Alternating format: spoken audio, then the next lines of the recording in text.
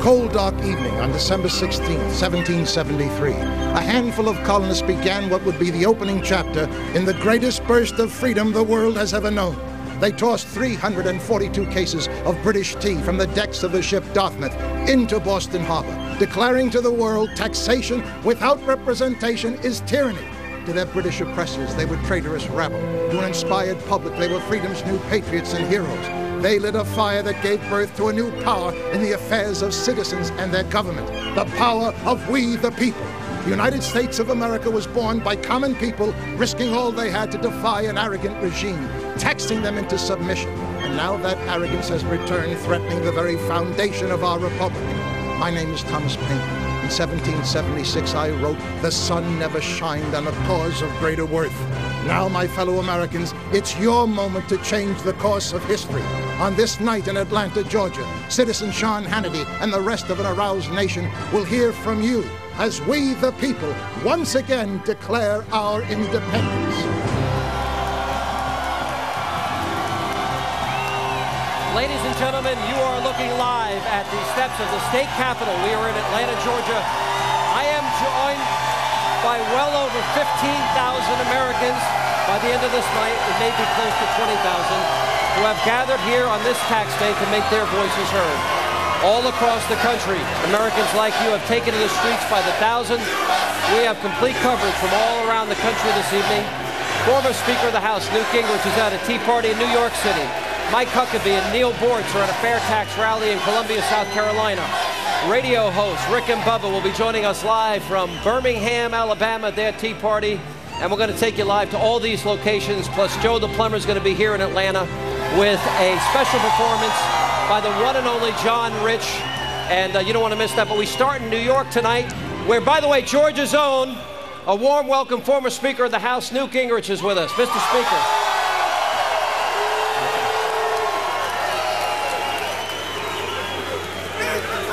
Mr. Speaker, here we are in your backyard in Georgia. We're probably, by the end of the night, going to have 20,000 people here, as you can hear. They're still coming in. What do you make of this? How do you interpret this? Has gone on all day around the country. Well, Sean, first of all, I want to say to you and Dave Ryan from American Solutions and everybody else who's there, what a great representation for Atlanta and for Georgia. Here we've got thousands of people at City Hall. You can't believe this is New York with this kind of turnout. Bill Fortune told me 1,500 to 2,000 people in Nashville. Another friend wrote thousands in Virginia Beach, all over the country, huge turnout. I think this is a major turning point as Americans stand up and say to their politicians, enough. No more big spending, no more big deficit, no more tax increase. Let's get government under control. You know, Mr. Speaker, I've got to tell you something. I just went down the line, and if you can look at this, there's a little girl right down the line here, and it says, "Keep your hands out of my piggy bank." And it's signed right over here, Christina.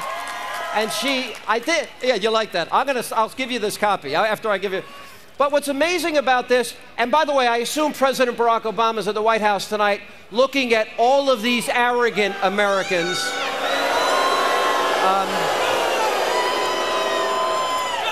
But I got to tell you, John McCain used the phrase generational theft, Mr. Speaker. And if we go through these numbers, and we're going to spend and create $10 trillion in debt, and 10 years from now, $806 billion on interest on that debt.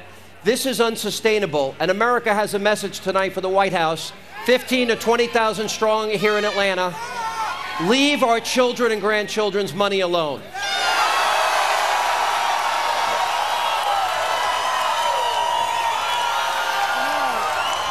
Kellen Gaida, who's the young man who organized New York, is a new businessman.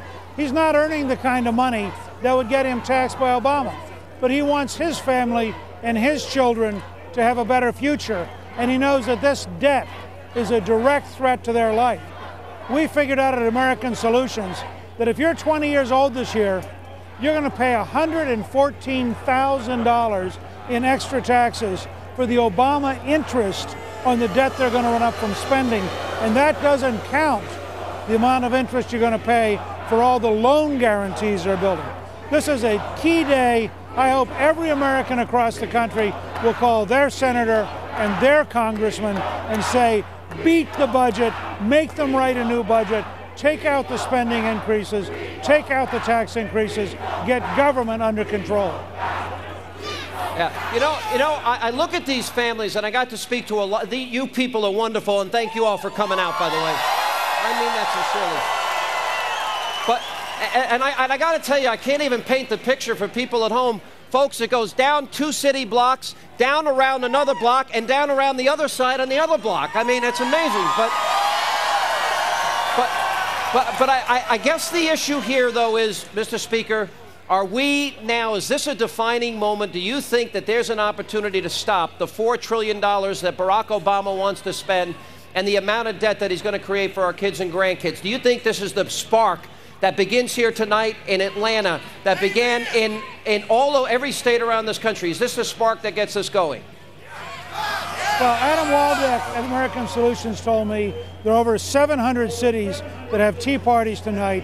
If every American who's watching us will call their senators and their congressmen and tell them to vote no on the budget, no on big spending, no on big deficits, no on tax increases, I think maybe next week we'll start setting the stage to get government under control, and then this will make a difference. All right, but by the way, considering this is tax day, I would like to ask all the people in Atlanta and all the people in Birmingham, and we're going to check in with Neil Bortz, ladies and gentlemen, in a minute, all right?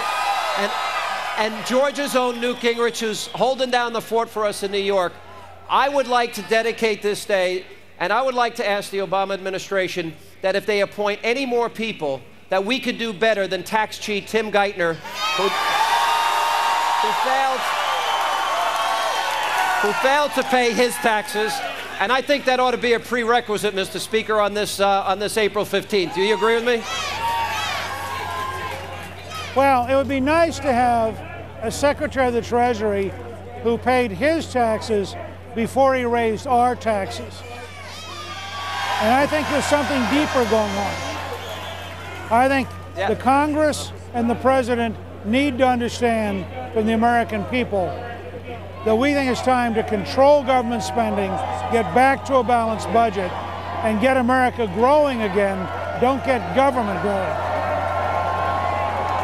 Well, Mr. Speaker, I want to ask you one serious question, because I am arguing, and what's amazing about what has happened today all across the country is that the American people are saying they're not thinking about themselves. They're thinking about their kids, and they're thinking about their grandkids. And they're thinking about the future of this country. And that's why everybody here and everybody in New York and around the country inspires me here. But if we're talking about this kind of debt and this kind of deficit, is this really a battle between not limited government and, less government? Obama. Is this now a battle between capitalism and socialism?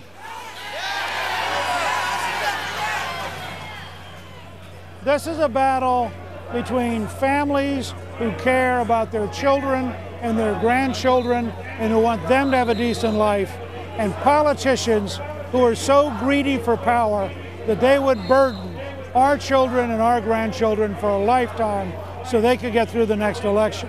This is a battle between responsibility and absolute power grabs by irresponsible politicians. Mr. Speaker, thank you for being with us in New York tonight. Ladies and gentlemen, Newt Gingrich. And coming up, more of our Atlanta Day Tea Party coverage. Joe the Plumber, by the way, he's sitting right here. He's going to join us next. And still to come, we're going to check in with tea parties all around the country. We've got Mike Huckabee. We've got Neil Bortz. They're at a fair tax rally. Rick and Bubba in Birmingham, Alabama.